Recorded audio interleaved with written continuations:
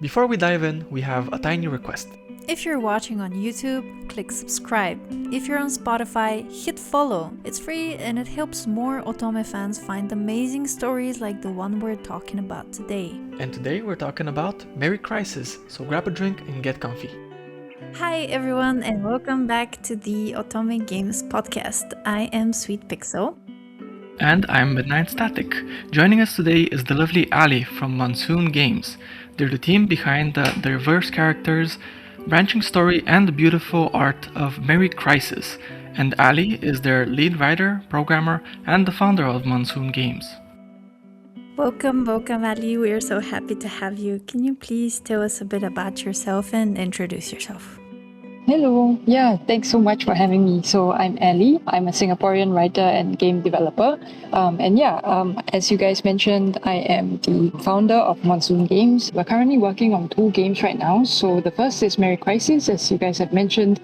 It's a cozy romance visual novel about returning to Singapore and then being embroiled with 3 different love interests. And we're also working on a second game. It's a sports slice of life drama called College Tennis Origin Story, and yeah, that one is completely text-based. All right, well, thank you. I'm kind of really excited to get into the story, so can you just please give us a overview of the story of Merry Crisis? Yeah, sounds great. So Merry Crisis follows the protagonist through 1 week of their life. So this is approximately Christmas Eve all the way to New Year's. They've just gotten out of a very messy breakup and they're hoping that, going back to Singapore is going to help them, give them some space to get their life back on track, basically. And instead, they get, badgered by their parents to return to Singapore, and they also end up meeting 2 other love interests. So the first one is their first love and also the person who broke their heart the first time all the way back in high school. So that's pretty angsty. But then they also meet their new neighbor, who is this very bold, very flirty musician who is, sort of a fresh start and, just a fun person to be around. Yeah, and so I guess the game is mainly about the big what ifs in life, I guess, like, when you're lying in bed and thinking about all the different choices you might have made in the past. Yeah, this game is sort of about that. I wonder now, how were you inspired to write this? Because you didn't mention that you yourself are Singaporean and, you mentioned now that thinking about life and your choices. Was it a specific moment that inspired you to write this, or was it kind of like a few consecutive moments that made you want to write this? I guess the short answer is that, yeah, I would say Merry Crisis is about maybe 60% based on my own life and the love interests, and maybe a little bit the narrative arcs as well, a little bit based on my actual life. So I lived in New York for a couple of years, and I guess the love interest where you essentially break up and leave them behind, and yet you also continue to have a very strong sort of friendship with them, I think, and also have like lingering feelings and wondering if, there might have been an alternate universe where maybe things might have worked out. Yeah, and still in terms of having this person that continues to haunt you, that maybe came from your past, is also definitely based in reality. Yeah, the only person who isn't based in based on my own life is, I guess, the person who's completely new and just a breath of fresh air, Shay. So I guess like you said, it's probably a series of different moments in my life that I wanted to sort of capture as a very, real experience of being in your late 20s and just trying to figure life out, and also being torn between 2 different cities and the idea of maybe trying to build a life in a different city versus in the maybe city that you call home. So I don't know if that answered your question, but I would say it's very much based in real life. It perfectly did, because for me, I did notice that there is a lot of nice detail and it felt like a real story, right? It definitely didn't feel fabricated in any way. Very genuine, very realistic even. So I was very curious. what It's great to inspired hear. you. We did hear a little bit about all the different characters you meet along the way. You mentioned that we start off with Nat, our ex, and we break up in the beginning with him. Is there anything more specific you could share about Nat's personality? Yeah. So Nat is very nerdy, very kind, quite funny, I guess. And they are very much, I guess they represent this completely very unexpected romance that you didn't think that you would have. Similarly to New York, they're almost a metaphor for New York in some ways because you didn't really expect to, build a home in New York, but you did. And I guess it's, capturing the theme of unexpected homes that you can build in people, in places, and I think also because Nat comes right after Tiu in the chronological order of your exes, so Tiu is very much a harder, more aloof person, and the breakup was pretty messy. So I think Nat really comes in as someone who mends your heart, and yet you are sort of starting Merry Crisis at the point where the relationship has fallen apart in some ways. And I think it really wants to explore the idea of being a little bit older, and the romance of being in your teens is over, and I guess really having to deal with the life administration and the realities of being from two different places. And I think Nat in general is a very kind or warm person, and I think that brings a more warm timber to that relationship, and I think balances out some of the slightly more dramatic aspects of some of the other love interests in the game. Yeah, Nat definitely felt like someone who's very easy to be around. For sure. And also just your friend, I guess. Yeah. Yeah, it's very difficult to separate things in that way. Once you've been friends with this person, then you've been in a relationship with them, and then you go back to being friends. It's slightly different to kind of go back to the old ways or how it used to be. I noticed that there was a lot of familiar things that happened in the story. For example, you're just so used to hugging them, you're just so used to doing all these things together that it feels strange to try to hold back or try to act differently. That's really good insight. Natural, to do these things together. So I really like him as a character. Well, you do have to go to Singapore and meet your parents later on in the story, and while you're in the elevator, you meet Shay, the breath of fresh air you mentioned. So could you tell us a bit more about him? I noticed he was carrying a guitar on his back, and he seemed like a very extroverted person.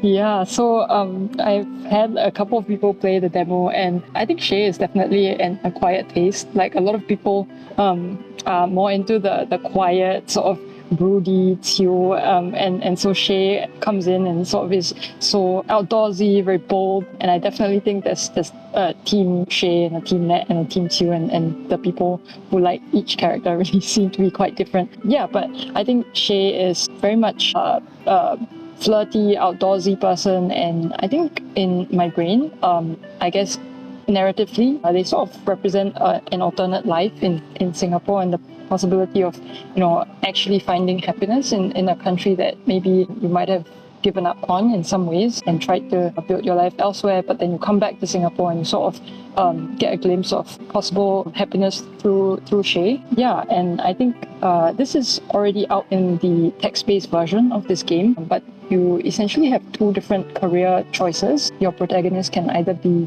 an indie musician or a soccer player. So as an indie musician, you immediately sort of see Shay as a kindred spirit. And either way, your mom hates Shay, mostly because Shay doesn't have a real job in her eyes and leaves, Monday mountain bike tracks in the lift, and it's just very noisy in general because of their jamming sessions. And I think because you also don't really have a very conventional job Shay immediately jumps out to you as someone who kind of relates, I guess, to you feeling not always like you belong in Singapore. And we might come back to this later on, but as a queer protagonist, you also get some extra scenes with Shay, talking about, how it would be to be queer in Singapore. And I think Shay, in this sense, even if you don't end up romancing Shay, is very much someone who, I guess, represents a soulmate kind of character, even if it's a very short-term fling or maybe just a friendship.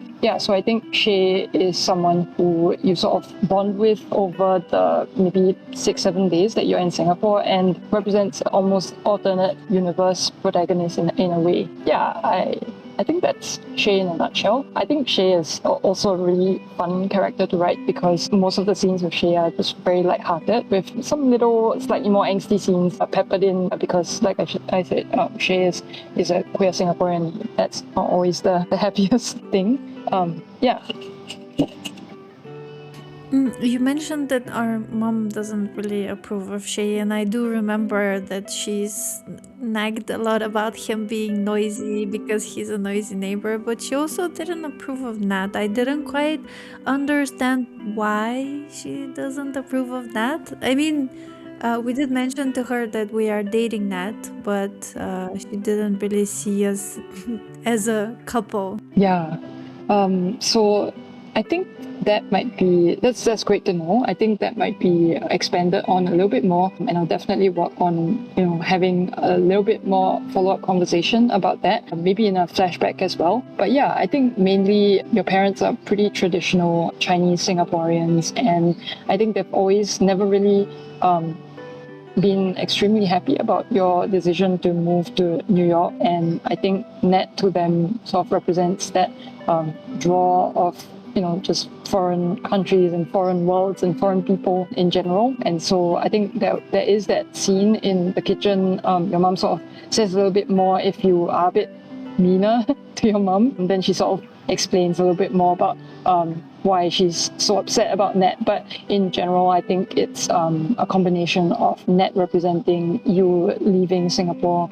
And I think the second part of it is really just a slightly more traditional, older, conventional perspective of, not being very into different ethnicities, races, and nationalities. I think a lot of my own, I guess, experience is a lot of the slightly older generation would be a little bit more hesitant if their own child is dating someone who's not, of the same race or nationality. And I think, the protagonist's mom is sort of just coming from that perspective as well.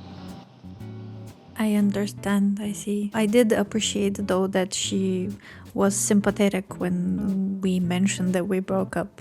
So that was nice. I was a bit worried that she would, be happy about it. Yeah, be like, haha. Yeah.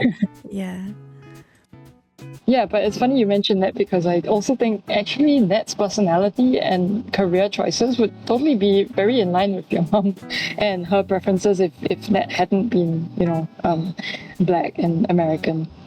Yeah, as opposed to Shay, who is very much the opposite of anything most parents would approve of, honestly. Exactly. Loud, very out there, very outspoken. Literally comes into your life with a foot through the door.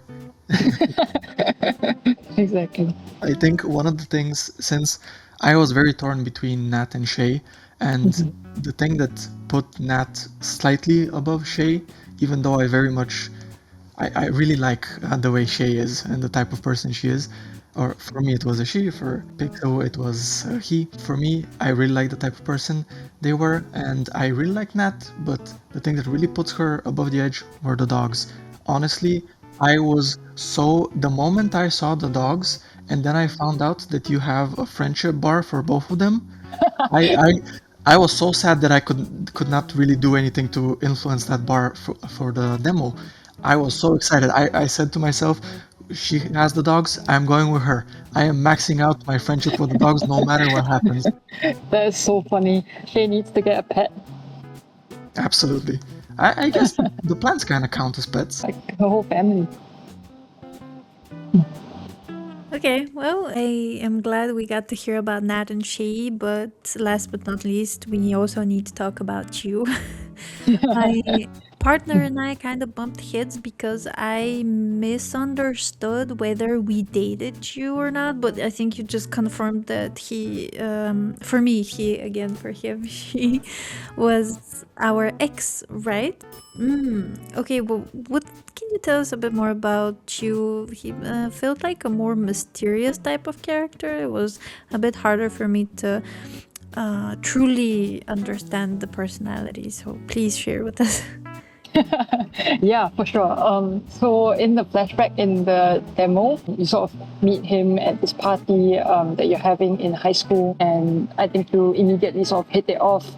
She was a very intelligent person. They are really good at holding a conversation, and I think the first thing that really draws you to Teal is that intellectual connection. In the full game, I think you will have a little bit more options in terms of how you fell in love in the first place. So was it a really fast bang kind of romance, or whether it was a little bit more slow burn? I think there is a little bit of allusion to that in the flashback in the demo in terms of whether or not it's a little bit more passionate or slow burn.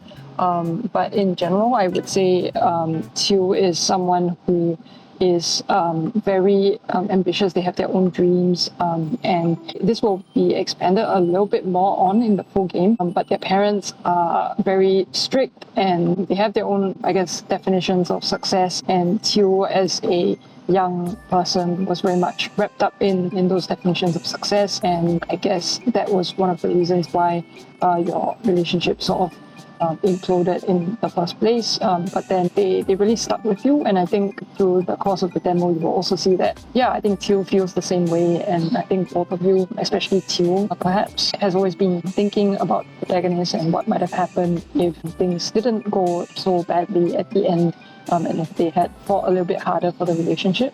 I guess flash forward 8 years or 10 years later, depends on your gender, you meet Teal again, and Teal just kind of wants to have a second shot at apologizing for how things ended, and then also, I guess, telling you how much you meant to him or her. And I think the whole narrative arc for Teal is really growing and I guess undoing some of the mistakes from your past and trying to address some of the haunting people or moments in your life that continue to linger with you.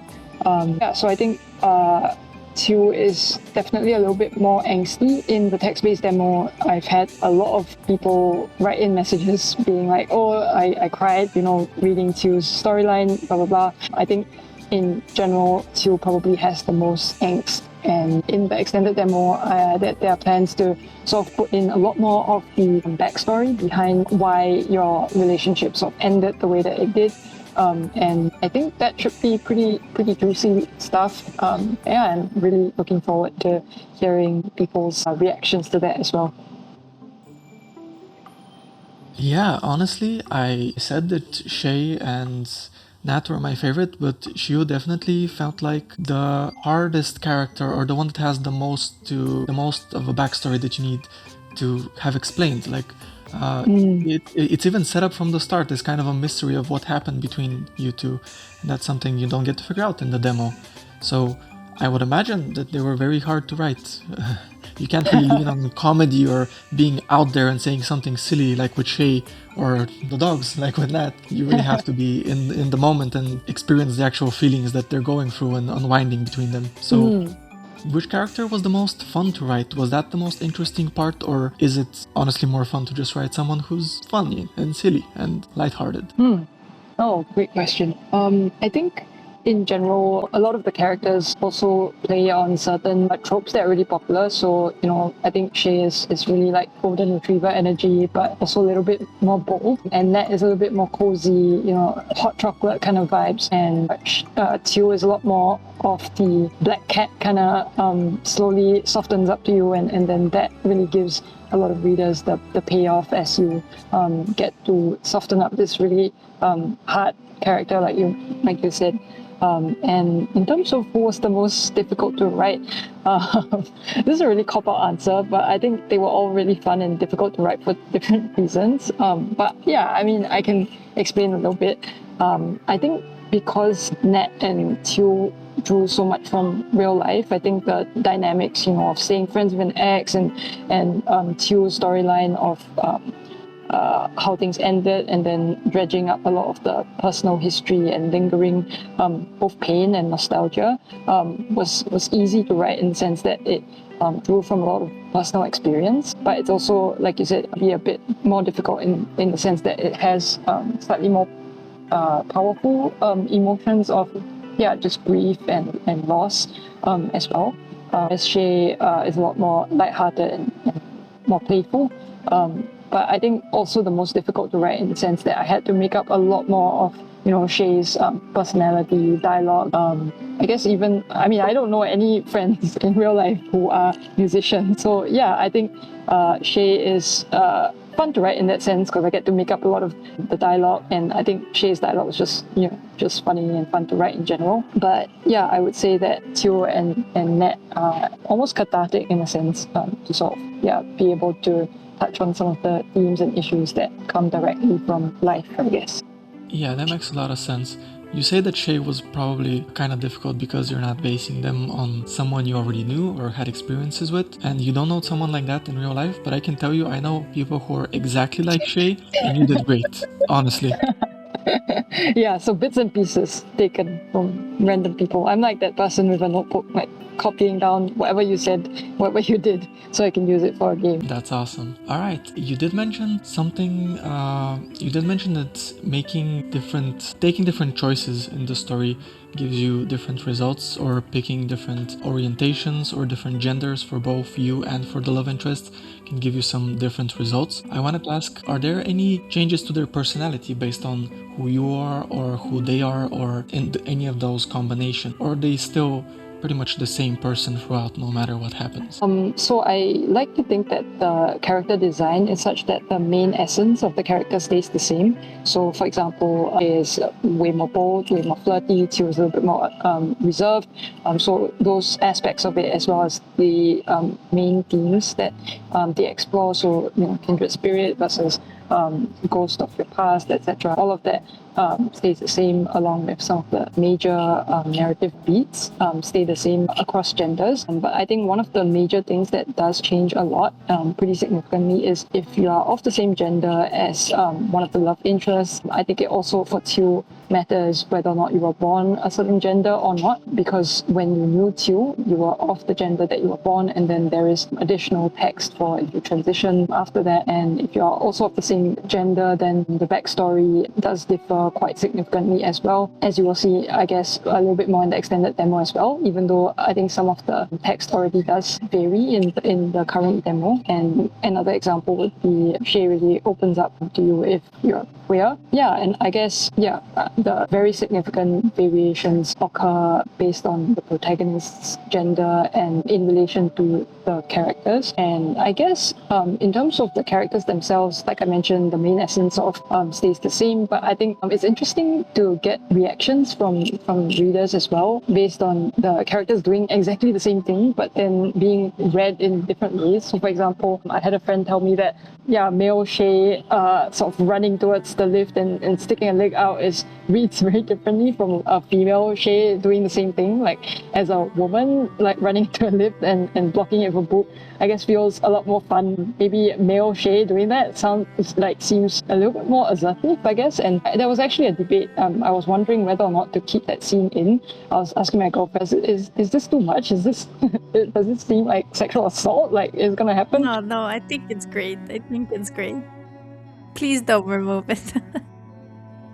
Yeah, so I guess even though they do very similar things, I guess the genders do read differently depending on whether they are male or female in the game. And I think that's an interesting part of the gender selectable love interest as well. I think for me, I definitely have like headcanon genders, but then I try to sit really long with the other genders of the love interest and try to think about whether that sort of makes sense in the other gender, and if I need to write slightly different text to sort of address, certain things, identity differences, then I sit down and do that as well.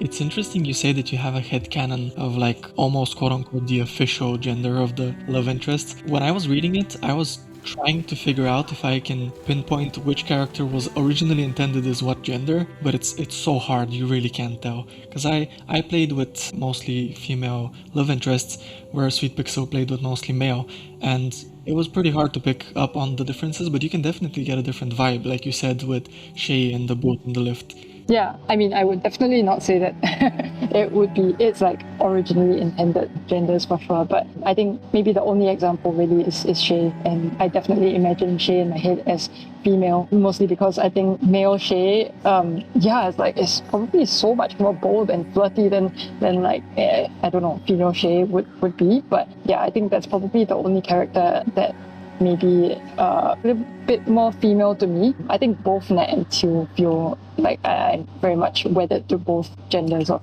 the love interest. Crazy. In my head, Shay, I thought I had it at male. That's so interesting. I really also like the way the art is drawn for both genders and both characters. It's very nice. It captures the personality truly on both sides as well. Yes. Well, I'm kind of starting to get into the art and music section now. I really found it interesting to hear more about the personalities. Talking about the art, the backgrounds were just very nice. They truly felt like real places. So I wanted to ask, are they from actual locations that you have been to, or are some of them only from real locations? Yeah, so most of them are based on real places. The park, for example, that we might show later is somewhere that I went really often with my family growing up and still do. So it really has a special place in my heart. Yeah, and I think there's also a lot of locations in Merry Crisis are real, and if you're Singaporean, I think you'll probably recognize them. Mostly because I really wanted the game to be a love letter to Singapore, and I think you don't really see that much Singaporean representation in media. Yeah, I think besides Crazy Rich Asians, I'm not sure if there's any big Singaporean media that has made it overseas. And I mean, I love Crazy Rich Asians, but I don't really relate to it. I'm not rich, and I like to think I'm not that crazy, so I really wanted something that would draw from my own memories and experiences. And a lot of the locations are based on real reference images. Like my girlfriend was actually quite concerned because I literally took a picture of my lift lobby and I gave it to Crows and Maria. Maria's the background artist and Crows is the character artist. And she was like, "Bro, you're gonna get stalked." Because a lot of the back, for example, the living room is also literally my living room. So I think it really, I wanted to capture that sort of lived-in experience and cozy authenticity that you hopefully see in the game. So a lot of the places are definitely places that meant a lot to me as a person. Wow, so it is actually as authentic as it gets, since you're taking your lift, your living room, exactly as it is in real life. That's awesome. And I was gonna say that throughout the whole demo, I was getting this feeling of coziness, familiarity, and even somber. Maybe it's just a mix of the art and the music. Because I don't know. Most of the times when I play visual novels, it's a lot of diversity in the music. It's very loud, extroverted music, and a lot of sound effects.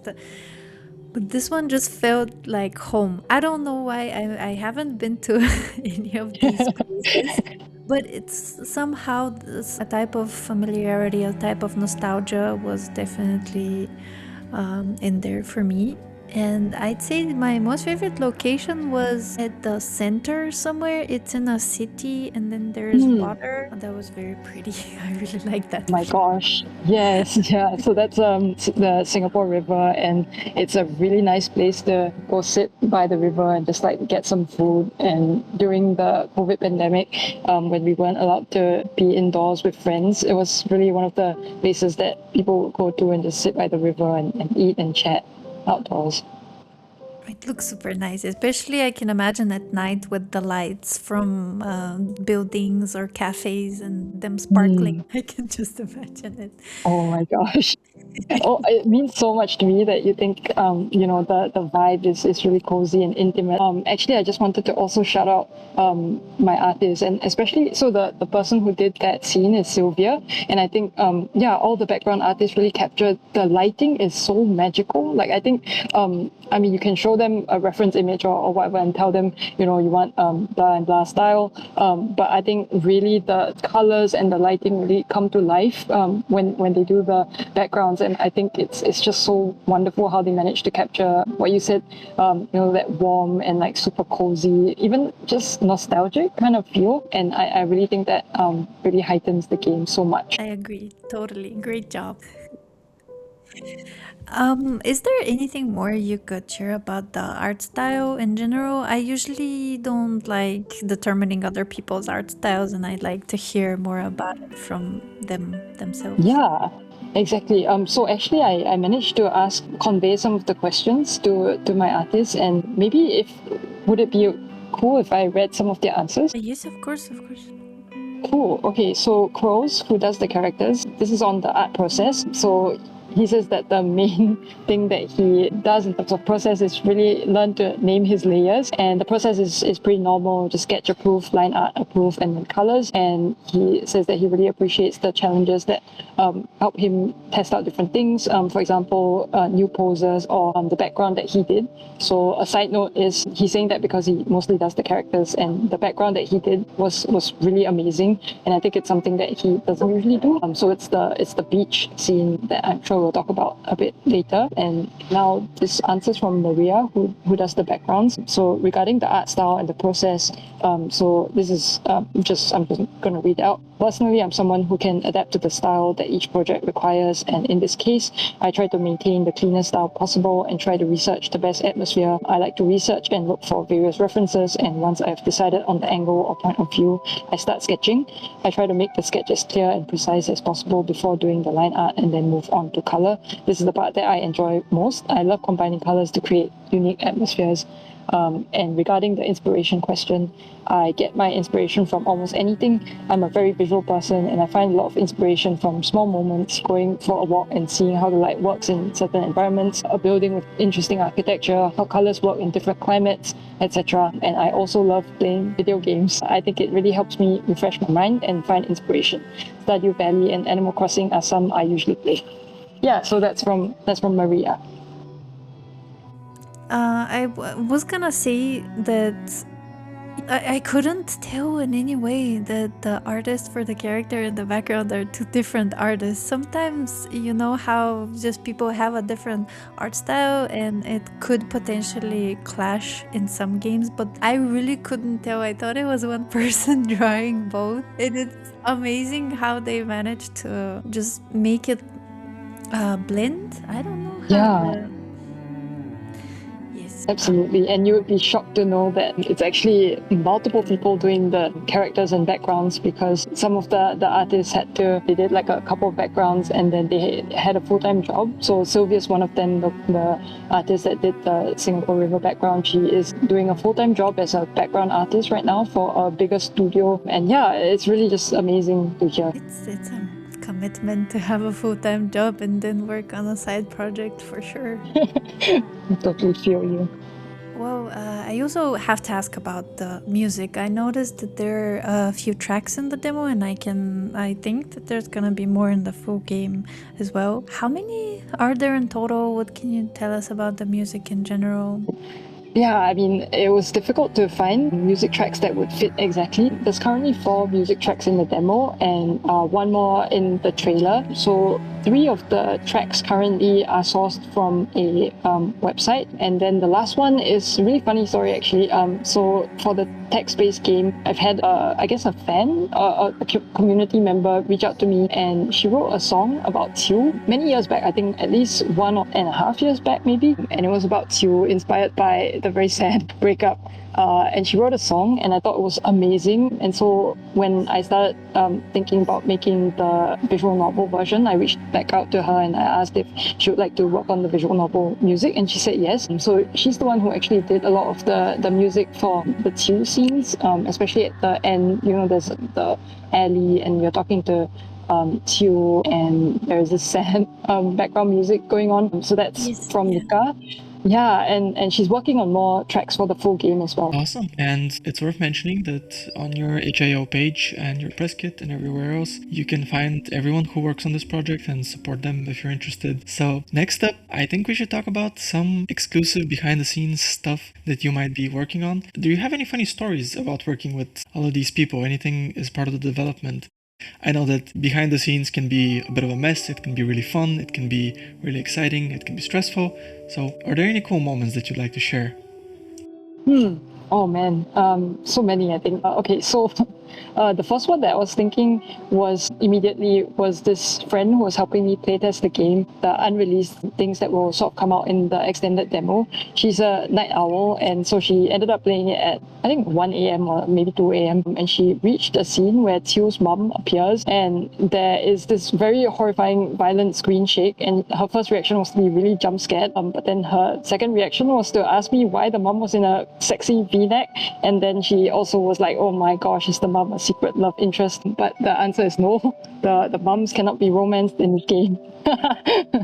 But yeah, I think in general, getting various people and watching some of the streamers play Merry Crisis has just been a really fun experience. I didn't even know what Twitch was until I entered into the Choose Wisely festival, and there were people streaming the game, and I definitely lost way too much sleep just watching everyone cover the game. I also had a friend who is a stand-up comedian in Singapore. She's amazing. Her name is Nebulous Nyang, and I asked her if she wanted to play the game and maybe do a little bit of a let's play, and she ended up playing it with her daughter, which is just crazy. Like I don't have a daughter obviously, but I would probably never think to play it with my daughter, but they ended up having a really hilarious playthrough, and yeah, I think that was really fun as well. And then in general, I think just working with the various people who make Merry Crisis possible has been a very super rewarding experience. And I think also because Merry Crisis has been around for such a long time as a text-based game, I think just having all the messages from community is really interesting. Sometimes they point out things that you might not have thought about, or have all these strange conspiracy theories. Like someone was noticing in the visual novel that your brother's shirt designs are very similar to Junie's shirt designs, and then their conspiracy theory is that your brother and Junie are dating. But this is I'm not going to comment. But yeah, I think this has been a really fun experience so far. I would imagine, yeah, creating something and putting it out there and seeing people experience is a very special type of feeling. It's exciting, but it's also kind of scary, honestly. Oh, yes. You're happy and nervous, but scared, but...